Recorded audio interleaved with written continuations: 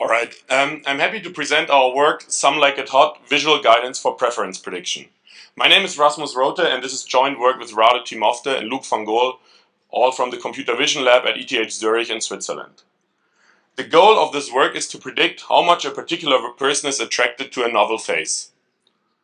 Now for Steve Carroll, we know how he rated previously some images. Now, how much does he like or dislike Marilyn Monroe? We also want to answer this question in the case where we have some previous ratings about Marilyn Monroe. For this work we extracted deep features from the face images. But before we actually predict personalized preferences, we evaluate the features and check if they are able to capture subtle differences in the human face. For that, we apply and run some tests on age and gender estimation on widely used datasets, like the Morph datasets. We achieve state-of-the-art results here.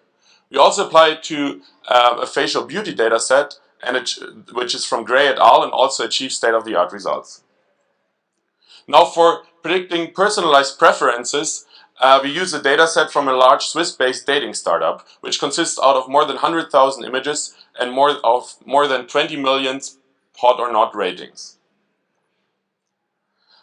Our framework, which we propose, consists of a visually regularized matrix factorization method, which allows us to predict interperson preferences.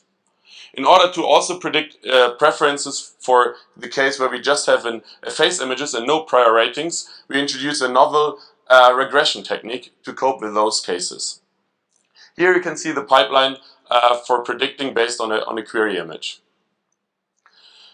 Now, when we look at the quantitative results, we are able to predict more than 75% of the ratings correctly, just based on the facial image. If you also know some previous ratings about the image, we actually get an accuracy of 84%. In our work, we present various quantitative and qualitative valuations.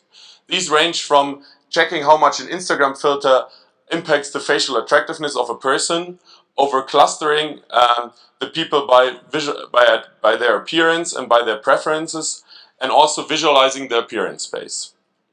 In order to show that our framework is quite widely applicable, we apply it to a completely different domain. We use the MovieLens dataset, which consists out of a set of ratings of users for a set of movies with a set of movie posters, and now we want to predict, just based off the movie poster, how a particular person will rate this movie. Or we also do it for the case where we know the movie poster and some past ratings of the movie.